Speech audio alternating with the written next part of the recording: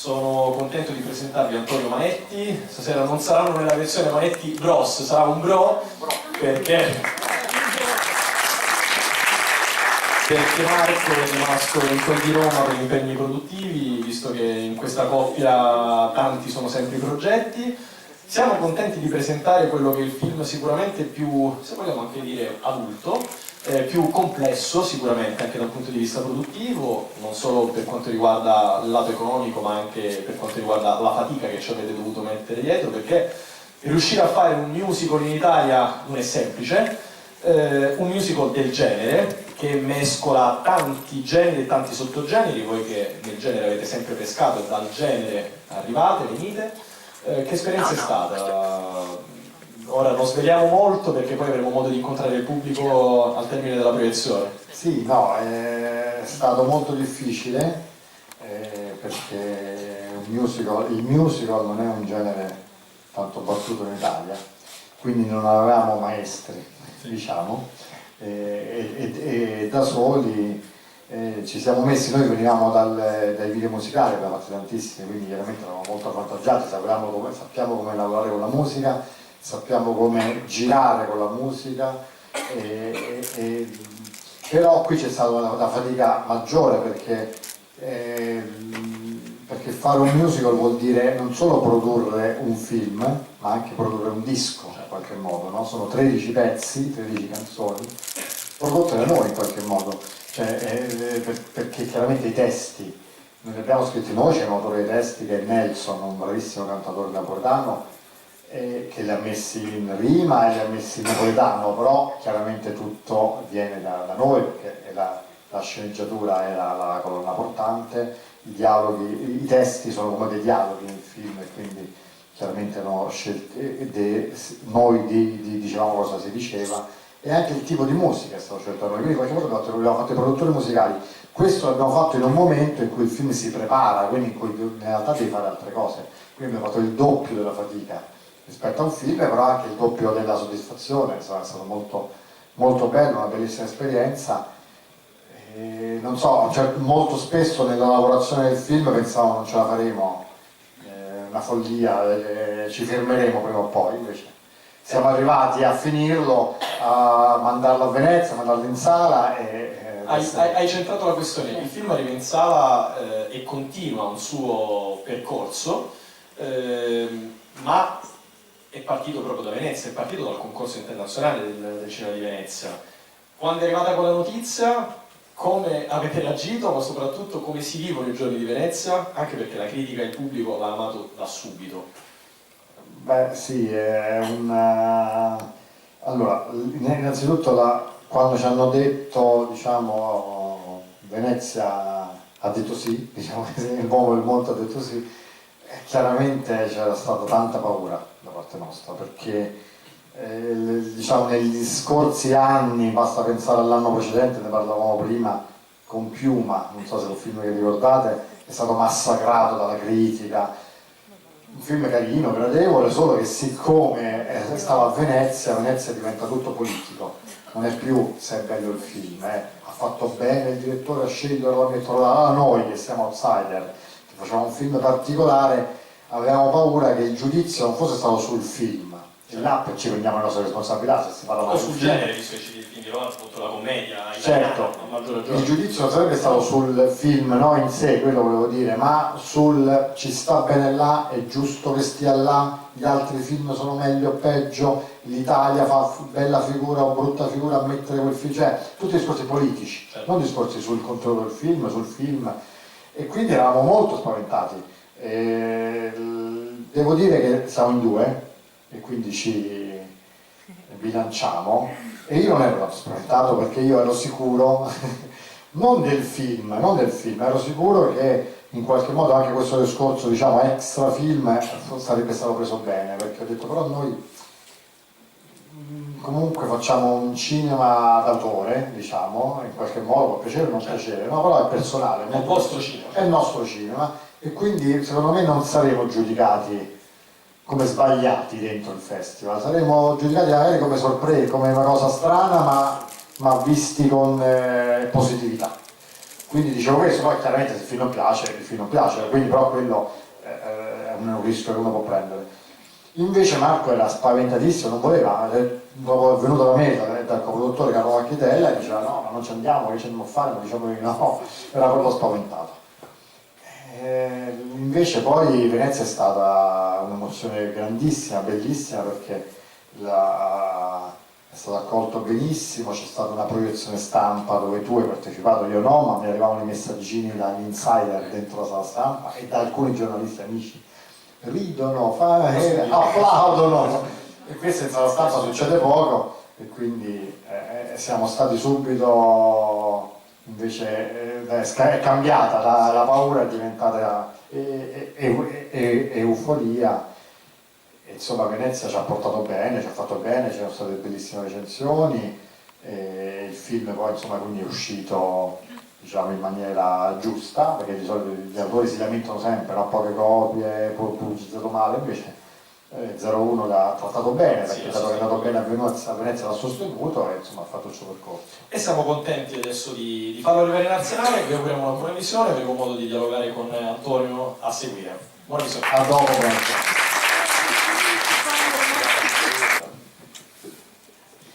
Ti dicevo prima, presentandoti, che siete sicuramente degli eredi della tradizione del cinema di genere che Grandi ci ha fatto negli anni 60-70 in Italia. La prima cosa che mi viene da chiederti, visto che dicevo che questo è sicuramente il film per voi, insomma, è stata la prova più grande, c'è tutto il cinema dei Manetti Bros qui dentro, ti chiedo come si riesce a trovare l'equilibrio tra quel grande giocattolo che per voi è sempre stato il cinema e l'essere registi e il mettersi alla prova. Cioè, immagino che tu e Marco a un certo punto dobbiate decidere cosa mettere e cosa non mettere, perché i ragazzini che si sono formati a pane e cinema vorrebbero metterci di tutto e di più. E poi penso anche che ci sono delle scene che senza voler parlare di citazionismo, perché ne abbiamo parlato prima e mi fa piacere dirlo anche, come dire, più apertamente, il vostro non è un cinema citazionista. Io ti citavo Tarantino, dicevo che come Tarantino non lo è, in qualche modo non lo siete voi, perché voi avete ereditato qualcosa, l'avete frullato e lo restituite al vostro modo, no? E non ci sono mai delle scene che citano il cinema, in qualche modo sono delle cose che sono ormai insite, sono dentro di voi e le restituite a vostro modo. Penso per esempio a una scena come quella del motoscafo che arriva, che è Bond, cioè 007 evidentemente, senza voler essere 007, questa come tante altre. Quindi il gioco è come si riesce a trovare la linea di confine giusta e a starci dentro per poi arrivare a trovare un equilibrio tra il cinefilo e l'autore. Mi hai fatto una domanda complessa, perché è iniziato in un modo poi è cambiata. Così è difficile. Posso dire che non c'è tutto il cinema dei Manetti qua dentro, perché manca Tuono Pettinato. Hai ragione, è vero. Un applauso a Tuono. C'è Tuono che c'è nel nostro film precedente, nella serie TV precedente nostra, ma manca in questo film, quindi vedi, ci siamo tenuti, non abbiamo messo tutto. Ma tornerà. Tornerà. No, a parte gli scherzi, è difficile dire. Non è che noi vogliamo mettere tutto. Noi quando facciamo un film pensiamo penso come fanno tutti i registi e gli autori, credo, a una storia, a una voglia di raccontare una cosa, insieme a io, Marco e Michelangelo Neve che ha scritto con me questo film, abbiamo cercato di fare un plot, una trama e da là abbiamo costruito insomma tutto. E non è che pensiamo ci dobbiamo mettere anche questo, ci vogliamo mettere anche questo. Chiaramente poi le cose entrano a forza, e pure diciamo oltre noi, non c'è neanche la volontà.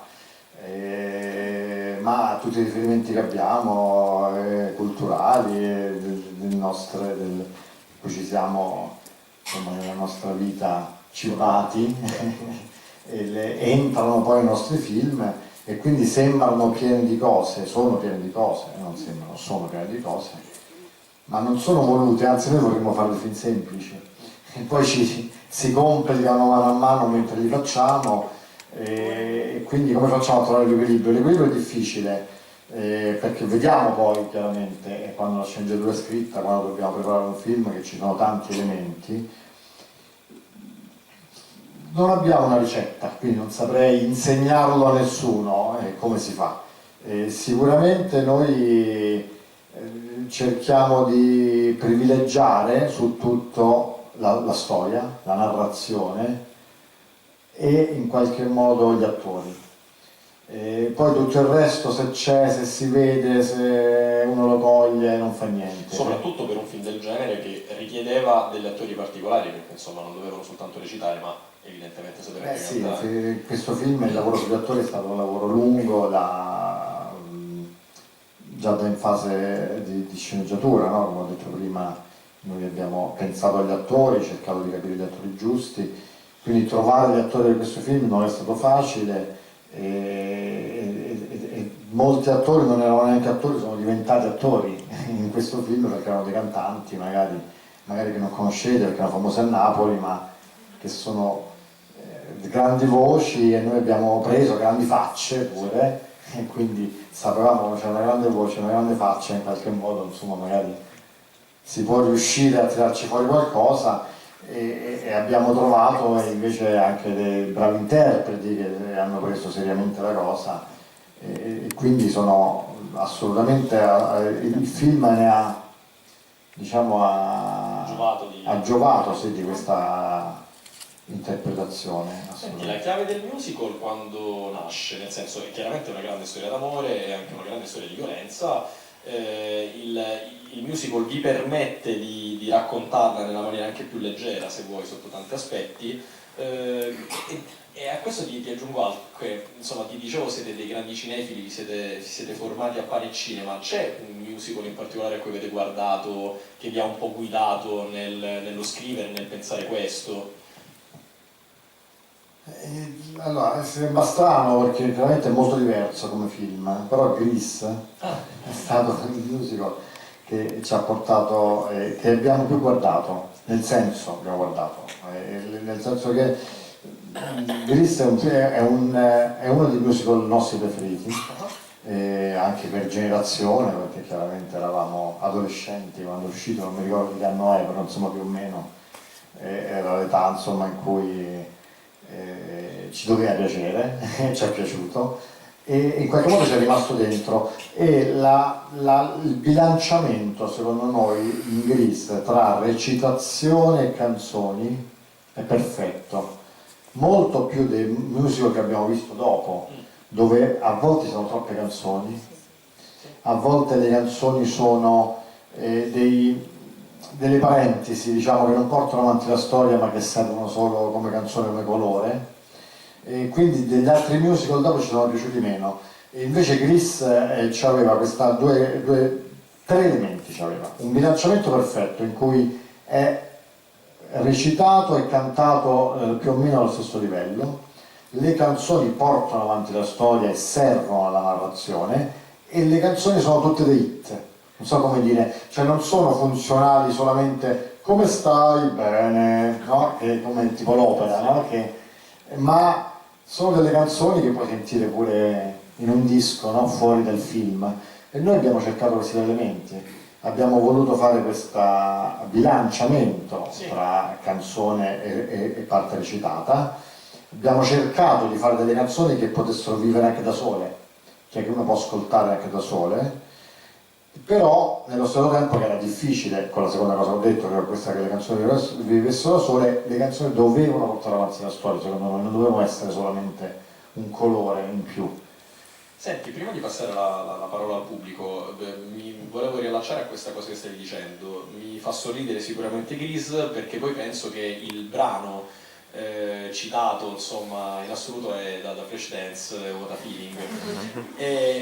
E penso che però quella scena lì, a parte scaturire, insomma, far scaturire una grandissima risata anche per il momento in cui arriva, in realtà sia da un punto di vista proprio narrativo interessante, perché vi permette, con l'effetto straniamento che a quel punto la musica, no, gioca, di raccontare in 2 minuti e mezzo, 3 minuti, tutto quello che è il passato dei due, tutto quello che è il trascorso, cioè scoprire da dove loro arrivano e sentirsi dire, sentirsi raccontare che lei, come dire, l'amore vero, no, nasce solo una volta, sostanzialmente lei è ancora lì, per lui a distanza di tanto tempo, quindi c'è un mondo di cose in 2 minuti e mezzo, quindi da un punto di vista narrativo tanta roba. Beh sì, questo diciamo, la grande forza del musical, no? Che con una canzone puoi riuscire ad emozionare come in tanti minuti di un film, magari con una canzone sola riesci e poi con i testi, i testi delle canzoni che sono poetici, puoi saltare da un momento all'altro, no? Non è per forza lineare, quindi in qualche modo sì, il pezzo è così, è usato per raccontare tutto il loro background e penso sia riuscito, potevano riuscire, nel senso che dopo capisci perché Ciro fa tutto questo, Esatto. no? Perché quella canzone è bastata, è stata sufficiente quella canzone. E noi abbiamo quella cosa, racconto questa storia, nel senso che tutte le canzoni, noi non essendo dei produttori musicali, non sapevamo come gestire le canzoni. Allora, tutte le canzoni noi abbiamo detto all'autore dei testi di ispirarsi a delle canzoni famose che gli abbiamo dato noi, tutti. Poi le musiche sono cambiate, quando è entrato il musicista neanche conosceva queste canzoni in cui noi abbiamo fatto ispirare l'autore dei testi, così faceva la metrica su quelle canzoni, quindi la musica è cambiata e molte canzoni sono cambiate.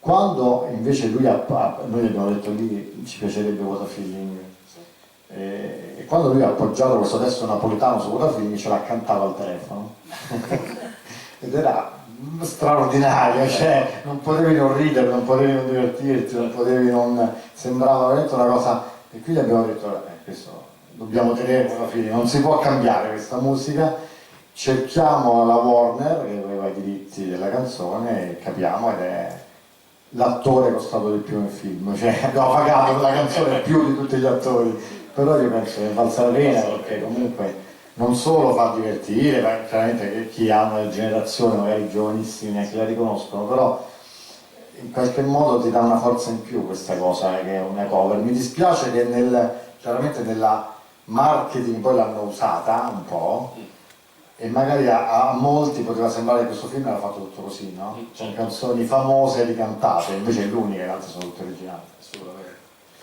C'è qualche domanda dal pubblico? Sì?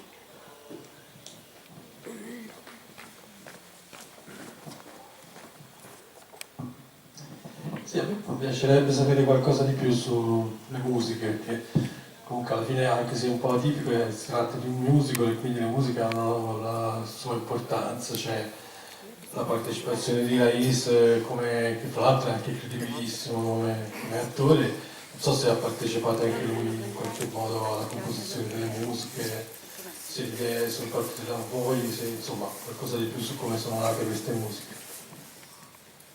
Sì, no, è partito tutto da noi, nel senso che come ho detto prima, veramente noi abbiamo scritte quasi in fase di sceneggiatura, quindi quando gli attori non c'erano.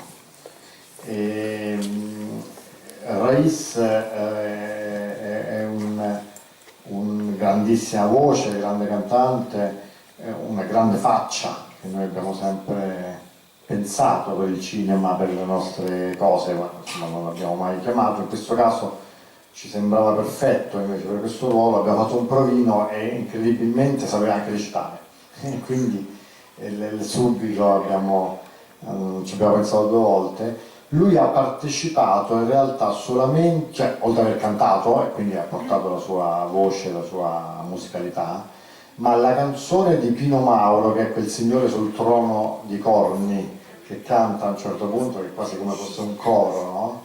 Che racconta che Fatima e Ciro, il loro amore è inutile, che tanto moriranno perché non ci sarà speranza per loro. Quella canzone è l'unica canzone che noi abbiamo scritto dopo, durante le riprese, non c'era prima, e l'ha scritta Raiz, nel senso che il testo ha partecipato a Raiz insieme a Nelson, che è l'autore che ha scritto tutti i testi, e anche parte della musica, quindi io che trovo che la canzone sia bellissima. Tra l'altro Nelson, che è l'autore di tutti i testi delle canzoni, che è un cantatore bravissimo napoletano, ha fatto nel suo nuovo disco una canzone acustica, una versione acustica di quella canzone, molto bella tra l'altro, perché la canzone è molto bella, e quindi Raissa ha partecipato solo in quello della parte musicale, però penso che abbia partecipato, ha dato tantissimo nel ruolo, che è un ruolo che sembra minore, perché chiaramente i protagonisti sono Senea Rossi, Giampaolo Morelli, Bucci Rosso, Laggerini, ma forse se uno guarda pure la quantità di minuti, Raissa c'è tantissimo in realtà, c'è proprio tanto, ed è uno degli attori protagonisti vero, regge il film, perché se non era credibile lui, insomma, parlava tutto. Una scoperta. Assolutamente. Qualche domanda? Sì.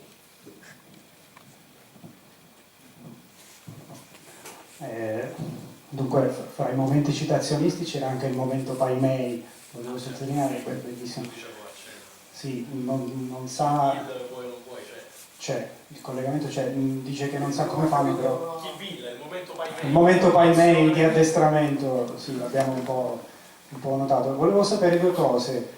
Uno, chi è il musicista di strada che fa con le percussioni, e due, diciamo, un po' i fan di Coliandro lo sanno che lui lo stronzo non lo fa più di tanto. Cioè, lo farà prima o poi in qualche film vostro, Morelli, che alla fine, cioè, un po' ce lo aspettavamo, che era il buono, diciamo, comunque, che non faceva lo stronzo. Allora, a parte Kill Bill, scusa, è il momento in realtà della,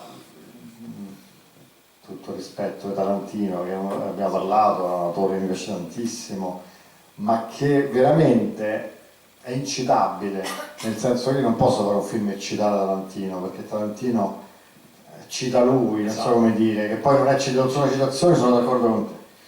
Quindi non è che... E quindi no, ma non perché lo faccio preconcetto, Karate Kid. Karate Kid, cioè la mia ispirazione è Karate Kid, non è assolutamente Tarantino. Però a parte quello è vero,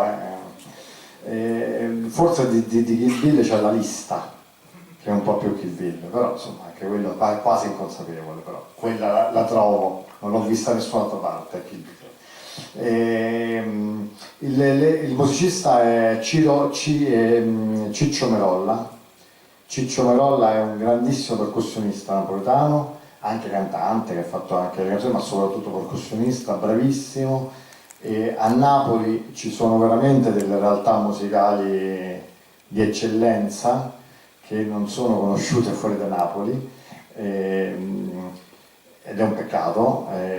Noi proviamo con Franco Ricciardi, che è quello che fa il secondo, diciamo, no? Quello che diventa, che va a prendere il posto poi di Bucci Rosso, con quella faccia pazzesca, con un occhio mezzo chiuso, mezzo aperto, che è un grandissimo cantante soul napoletano.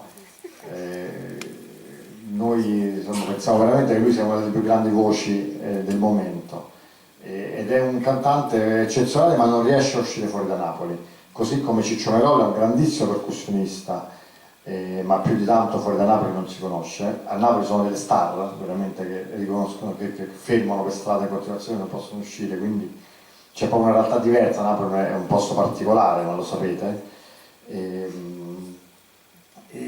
quella cosa, cioè, ci piaceva mettere non solo canzoni, non solo cantato, ma anche dei musicisti napoletani. E quel pezzo e quel momento secondo me è molto bello, con queste assolo, insomma, di percussioni. Morelli non lo so, che vuol dire, mica, non è che volevamo fare una sorpresa che era il buono. non pensavamo di fare questo,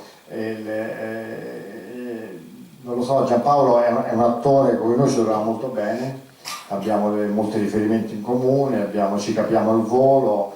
Una volta abbiamo letto un'intervista di Spielberg in cui gli chiedevano perché lavorava sempre con Tom Hanks, e lui ha risposto semplicemente perché siamo amici.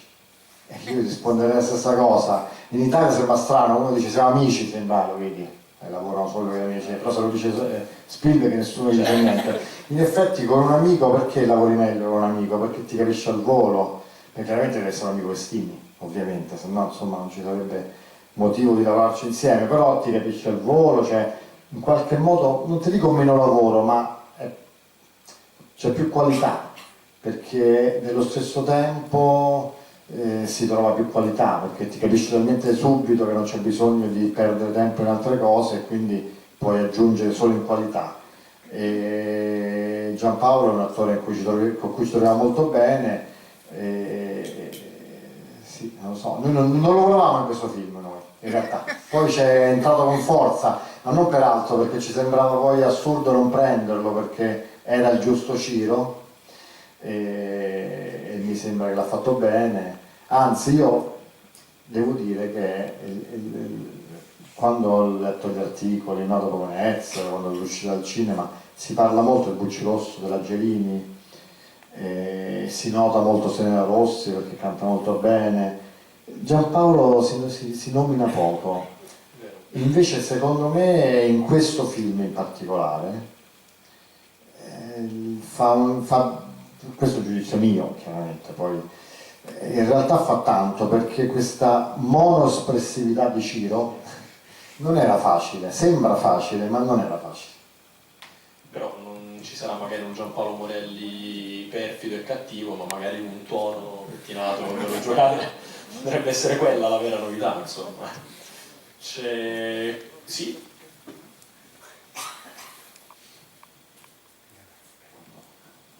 Sì, allora il film mi sembra per lunghi tratti un omaggio a Napoli, no? Però poi paradossalmente si conclude con tutti i personaggi che poi si allontanano da Napoli, come se in sostanza a Napoli non potesse esserci la felicità. Ecco, come si compone questa discrasia che insomma conclude il film e quindi è molto evidente.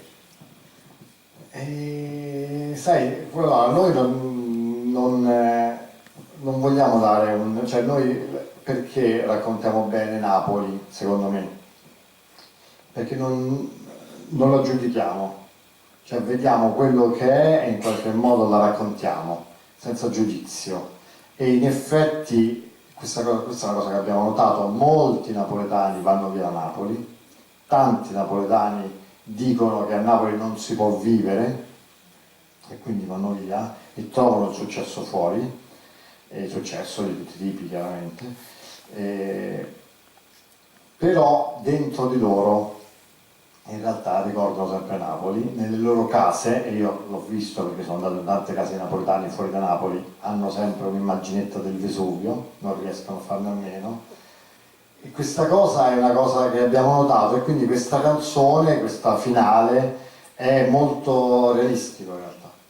Cioè, non so dare un giudizio, sono d'accordo con lei, nel senso che è un finale amaro, è vero, nonostante noi amiamo Napoli, il finale è amaro perché bisogna abbandonare Napoli, perché uno la ama talmente tanto che poi non riesce a starci, perché comunque ha tanti difetti e quindi deve abbandonarla, ma rimane col cuore a Napoli. È una verità di molti napoletani e quindi abbiamo raccontato solo la verità, senza voler per forza dare un messaggio. Però devo dire che è vero che si coglie questo, però è vero pure che si capisce, forse il film, insomma, diciamo la parte della camorra, diciamo, del film, i morti sono tanti in questo film, però sono cinema, sono fantasia, spero che si capisca e quindi insomma si capisce che è una storia totalmente inventata, non è assolutamente la realtà che volevamo raccontare da quel punto di vista, e quindi si sente comunque il nostro amore per Napoli e spero che venga voglia di vedere Napoli, di andare a Napoli. Noi abbiamo fatto il film precedente che era Sogno Napoli, non so se qualcuno di voi l'ha visto, che era un film invece dove l'argomento era Napoli. In questo film non c'è un argomento Napoli tranne la canzone finale, e nel film invece Sogno Napoli è l'opposto, cioè c'è un napoletano che è il protagonista che non sopporta la città perché è sporca, perché c'è la criminalità, l'illegalità, e piano piano nel film invece si rinnamora della propria città. Quindi è più una dichiarazione d'amore a Napoli, quell'altro film, questo è più un racconto di quello che è più fantasioso, diciamo. C'è un'ultima domanda? Se no te la faccio ultimissima io. Hai citato giustamente prima la formazione, diciamo, come registi, che è stata quella nel campo del videoclip. Quanto ha influito sul lavoro sulle coreografie in realtà? Perché poi abbiamo parlato tanto di testi, abbiamo parlato tanto di musica, di canzoni, ma poco, no, del fatto che loro si sono ritrovati sicuramente a recitare, a cantare, ma anche a ballare. Quindi quanto quel lavoro che già in passato avete fatto per autori straordinariamente importanti della canzone italiana, del pop, del rock italiano, insomma, vi hanno visti sicuramente impegnati in questo. Sì, abbiamo fatto molti video musicali noi, però devo dire che la nostra particolarità nei video musicali era che eravamo narrativi, Sì, in realtà, mentre altri facevano dei video più estetici, più sul playback, diciamo, noi eravamo più narrativi. Quindi in realtà abbiamo toccato ovviamente il ballo, che ogni tanto nei video c'era, però in maniera un po' più divertita, Sì. no? E questa maniera divertita spesso ha portato che il coreografo dei nostri video era Marco, che è mio fratello, che è una specie di Lillo, tipo Lille Greg. Non so se avete visto quei pezzi di Lillo coreografo che sono straordinari. E quindi lo facevamo così divertendoci, così un po' cazzeggiando. Però per affrontare questo film non ci sembrava Marco, insomma, la persona giusta. Allora abbiamo chiamato Luca Tommassini, che invece insomma è una star della coreografia, e ci siamo un po' scontrati all'inizio perché mentre lui voleva preparare tutto, avere ballerini professionisti, noi dicevamo no, noi vogliamo gente che non sa ballare, tu devi far ballare gente che non sa ballare, non vogliamo ballerini professionisti, no? Vogliamo che ci sia la verità sporchi, movimenti sporchi, caciara, però coordinata da lui, no? Che seguiva, e in qualche modo questa cosa è stata più o meno così, diciamo nelle di mezzo, alcune scene sono ballerini professionisti, altre scene, per esempio quelli degli americani a Scampia, sono tutti non ballerini, si vede penso, però secondo me è forse la più riuscita di ballo perché è divertente, perché è quello che volevamo fare. Anche il pezzo del paziente, esatto, del paziente, quello che volevo dire. Quel pezzo pure è molto bello, quello lì è anche stato, poi noi crediamo molto cioè nel senso che se noi facessimo adesso un altro musical ballato, lo preparerei in modo diverso, sicuramente, ci penserei prima, faremo prima. Lì abbiamo un po', c'è stato questo piccolo, non scontro, siamo andati molto bene con Luca, anzi dopo benissimo, un video totale, quindi rilavorerei con lui assolutamente. Però durante non ci capivamo, erano quasi due linguaggi diversi. E lì noi l'abbiamo cambiato totalmente, perché lui aveva preparato una cosa che a noi non ci diceva molto, no? E ha detto, ma no, deve essere più... E lui, capendo quello che dicevamo noi, ha fatto questo assolo di quel ballerino eccezionale, fantastico, che ha dato tantissimo a quella scena, insomma, ed è stata l'invenzione di Luca, però seguendo, sai, io penso che spesso in un cinema che non si può permettere di preparare tutto perché non ci sono i mezzi, non ci sono le cose, allora spesso l'improvvisazione serve, chiaramente poi se l'improvvisazione non riesce la butti via e non la usi, però se riesce la usi e la monti nel film. Assolutamente sì. Bene, in attesa di rivedervi impegnati, credo, con una prossima stagione di Coliandro in TV, sicuramente sì, da marzo, aprile? Fine marzo iniziamo le riprese. Bene. Sì, fine marzo, aprile. E in attesa di riavervi la prossima volta a questo punto in coppia, come bros, per davvero, per conoscere quest'altro Lillo a questo punto, ringraziamo Antonio Monetti e vi diamo appuntamento alle prossime.